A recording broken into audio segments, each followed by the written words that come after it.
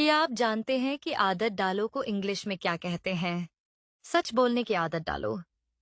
Gate use to speaking the truth. नमाज पढ़ने की आदत डालो। Get use to offering prayer. अंग्रेजी बोलने की आदत डालो। Get use to speaking English. वक्त पर आने की आदत डालो। Get use to coming on time. किताबें पढ़ने की आदत डालो। Get use to reading books.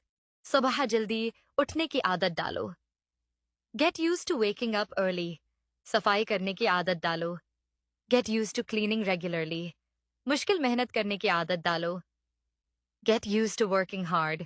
लोगों से अच्छा बर्ताव करने की आदत डालो। Get use to behaving well with people. रोज वर्जिश करने की आदत डालो। Get use to exercising daily. सब्र करने की आदत डालो। Get use to being patient.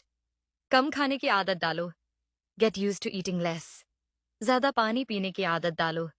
Gate use to drinking more water.